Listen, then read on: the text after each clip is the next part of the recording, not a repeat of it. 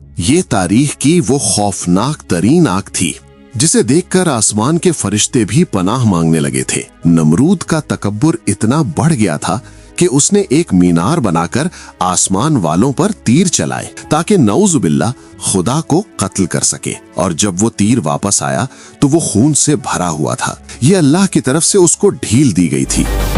इस जालिम के सामने एक निहत्था नौजवान इब्राहीम अलैहिस्सलाम खड़ा हुआ, जिसने कहा, मेरा रब वो है जो जिंदा भी करता है और मारता भी है। नमरूद ने चीख कर हुक्म दिया, इसे जला दो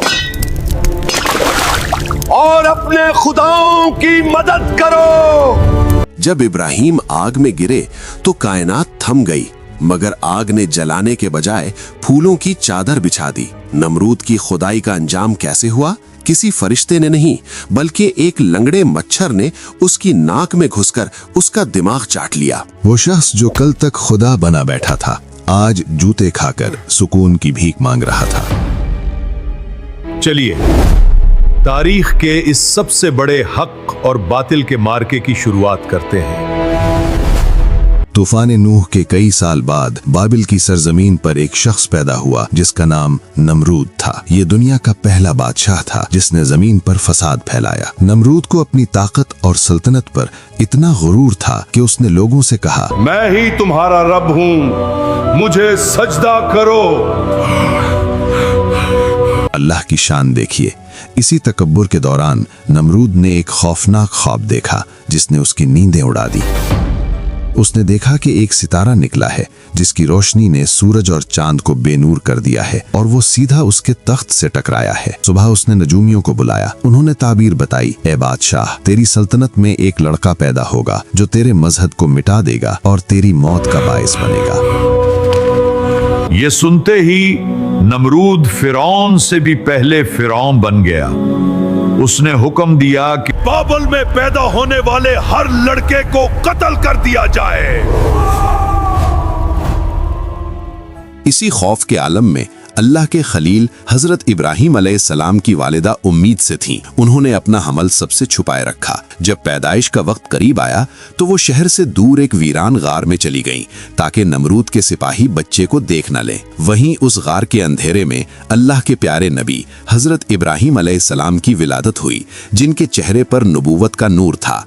मजबूरी ऐसी थी कि माँ को बच्चे को गार में अकेला छोड़कर वापस आना पड़ा, मगर अल्लाह ने उस बच्चे की परवरिश का जिम्मा खुद ले लिया। रिवायात में आता है कि इब्राहीम अलैहिस्सलाम आम बच्चों की तरह नहीं बढ़ते थे, बल्कि वो एक दिन में इतना बढ़ते जितना आम बच्चा महीने ले बढ़ता था। जब वो कुछ बड़े हुए और पहली बार गार से बाहर निकले तो रात का वक्त था। उन्होंने आसमान पर एक चमकता हुआ सितारा ज़ोहरा देखा। कौम सितारा परस्त थी, तो इब्राहीम अलैहिस्सलाम ने सोचा, क्या ये मेरा रब है? मगर जब वो सितारा डूब गया तो उन्होंने कहा, मैं डूबने वालों से मोहब्बत नहीं करता। फिर चांद निकला तो वो ज्यादा रोशन था। उन्होंने कहा, शायद ये मेरा रब हो। मगर जब वो भी छुप गया तो उन्हें यकीन हो गया कि ये भी खुदा नहीं हो सकता। सुबह हुई और सूरज पूरी आबोताब से निकला। ये सबसे बड़ा था। उन्होंने कहा, ये मेरा रब है। मगर शाम को वो भी गुरूब हो गया। तब इब्राहीम अलैहिस्सलाम ने पुकार कर कहा, मैं इन सब चीजों से बेजार हूँ जो डूब जाती हैं।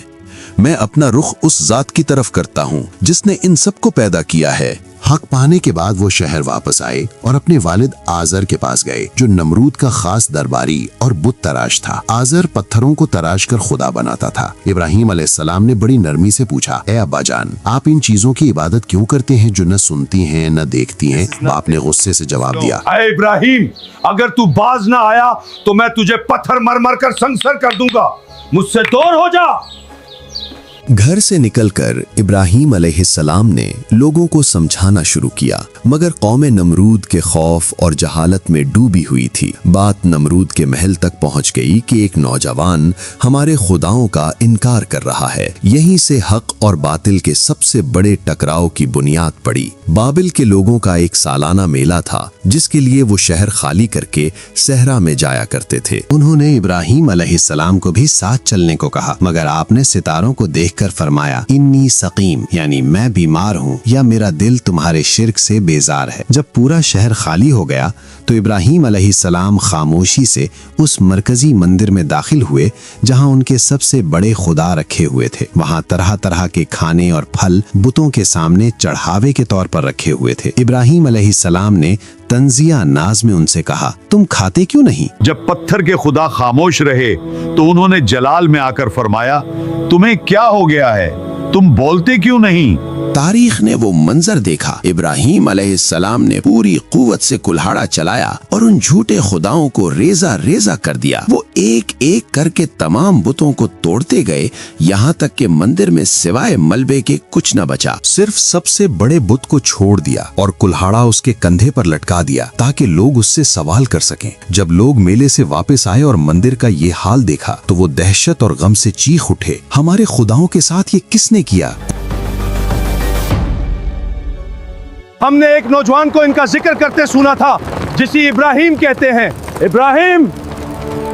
इब्राहीम अलैहिस्सलाम को गिरफ्तार करके भरे मजमे में पेश किया गया और पूछा गया, ए इब्राहीम, क्या तूने हमारे खुदाओं का ये हाल किया है? इब्राहीम अलैहिस्सलाम ने बड़े बुत की तरफ इशारा करके फरमाया, बल्कि ये तो इनके इस सरदार ने किया है, अगर ये बोलते हैं तो इन्हीं से पूछ लो। इस जवाब ने मजमे पर सख्ता तारी कर दिया। वो सब शर्मिंदा होकर सर झुका गए क्योंकि वो जानते थे कि पत्थर बोल नहीं सकता। मगर फिर जिद और तकब्बर गालिब आ गया। उन्होंने कहा, तू जानता है कि ये बोलते नहीं, फिर भी तू हमसे मजाक करता है। तब नमरूद ने इब्राहीम अलैहिस्सलाम को अपने शाही दरबार में तलब किया। ये तारीख का सबसे बड़ा मुनाजरा था। नमरूद ने तकब्बुर से पूछा, ऐ इब्राहीम, तेरा वो रब कौन है जिसकी तू दावत देता है? इब्राहीम अलैहिस्सलाम ने फरमाया, मेरा रब वो है जो जिंदगी देता है और मौत देता है। नमरूद हंसा और बोला, ये तो मैं भी कर सकता हूँ। उसने जेल से 2 कैदी मंगवाए, एक को कत्ल कर दिया और दूसरे को छोड़ दिया। इब्राहीम अलैहिस्सलाम समझ गए कि ये जाहिल दलील नहीं समझेगा, तो उन्होंने ऐसी दलील दी जिसने उसका मुंह बंद कर दिया। फरमाया, बेशक अल्लाह सूरज को मशरिक से लाता है तो उसे मगरिब से निकाल कर दिखा। इस पर वो काफिर हक्का बक्का रह गया। लाजवाब होने के बाद नमरूद का गुस्सा पागलपन में बदल गया। उसने चीख कर कहा, इसे जला दो और अपने खुदाओं की मदद करो। बाबुल में मुनादी करा दी गई कि इब्राहीम अलैहिस्सलाम को जलाने के लिए लकड़ियां जमा की जाएं। ये तारीख का सबसे बड़ा अलाव बनने वाला था। 1 महीने तक लकड़ियां जमा की जाती रहीं, यहाँ तक कि वो लकड़ियों का एक पहाड़ बन गया जो शहर की दीवारों से भी ऊंचा था। जब इसमें आग लगाई गई तो शोले इतनी बुलंदी तक पहुँचे कि बादलों को छूने लगे। उसकी तपिश मीलों दूर तक महसूस होती थी। आग की शिद्दत का ये आलम था कि अगर कोई परिंदा भी ऊपर से गुजरता तो वो झुलस कर कोयला बनकर गिर जाता। अब मसला ये था कि आग के करीब जाना नामुमकिन था, तो इब्राहीम को इसमें डाला कैसे जाए। तब शैतान ने उन्हें मंजनीक बनाने का मशवरा दिया। इब्राहीम अलैहिस्सलाम को जंजीरों में जकड़ कर लाया गया और मंजनीक के पलड़े में बिठा दिया गया। वो बिल्कुल पुरसुकून थे, चेहरे पर इत्मीनान का नूर था। फिजा में जिब्राइल अमीन तशरीफ लाए और पूछा, ऐ इब्राहीम, क्या आपको मेरी कोई मदद चाहिए? मैं अभी इस आग को बुझा दूं? इब्राहीम अलैहिस्सलाम ने फरमाया, आपसे कोई हाजत नहीं, मेरे लिए मेरा अल्लाह काफी है और वो बेहतरीन कारसाज है। हस्बुनल्लाहु व निअमल वकील। नमरूद ने इशारा किया, रस्सी काटी गई और इब्राहीम को हवा में उछाल दिया गया, सीधा जहन्नुम जैसी आग की तरफ। अभी वो आग में पहुंचे भी ना थे कि अर्शे इलाही से हुक्म जारी हुआ, कुलना या नारू कूनी बरदों व सलामा, ए आग ठंडी हो जा और इब्राहीम पर सलामती बन जा। अल्लाह का हुक्म मिलते ही आग की फितरत बदल गई। लोग देख रहे थे कि वो आग में गिरे, मगर वहां जलने के बजाय फूलों का एक खूबसूरत बाग बन गया। आग की शोले अब ठंडी हवा बनकर उन्हें झलने लगे और वो वहां ऐसे बैठे थे जैसे किसी शाही बाग में हों। नमरूद अपने महल की छत से ये मंजर देख रहा था। उसे अपनी आंखों पर यकीन नहीं आ रहा था। वो चीखा, ये क्या जादू है? आग इसे जला क्यों नहीं रही? मगर ये जादू नहीं, खालिक का अपनी मखलूक पर हुक्म था।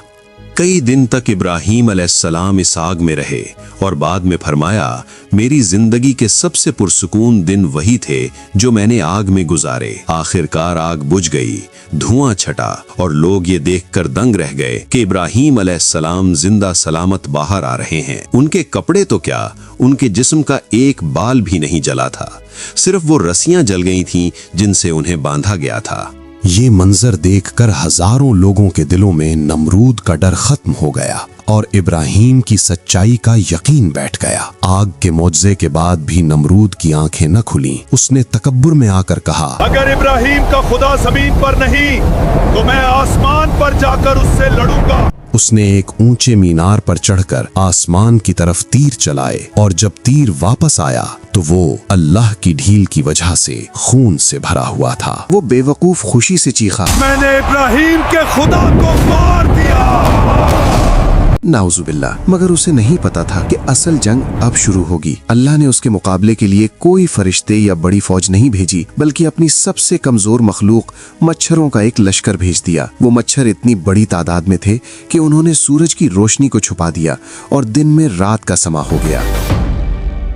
ये भूखे मच्छर नमरूद की फौज पर टूट पड़े और देखते ही देखते सिपाहियों का गोश्त खा गए और सिर्फ हड्डियां बाकी रह गईं। नमरूद महल में छुप गया, मगर अल्लाह का हुक्म अटल था। उनमें से एक लंगड़ा मच्छर जो सबसे कमजोर था, उड़ता हुआ नमरूद के पास पहुंचा। वो मच्छर उसके नथने के जरिए उसके दिमाग में घुस गया और वहां जाकर भिनभिनाना शुरू कर दिया। अब हालत ये थी कि जब मच्छर हरकत करता तो नमरूद दर्द से पागल हो जाता और अपना सर दीवारों से टकराता। इस खुदाई के दावेदार का इलाज ये था कि जब इसके सर पर जूते मारे जाते तो मच्छर रुक जाता और जब जूते रुकते तो मच्छर काटता। कई सालों तक वो इसी अजाब में रहा, यहाँ तक कि वो अपनी मौत की भीख मांगने लगा और आखिरकार तड़प तड़प कर हलाक हो गया। बाबिल का वो मीनार और वो सल्तनत सब मिट्टी में मिल गई और अल्लाह ने इब्राहीम का नाम हमेशा के लिए बुलंद कर दिया।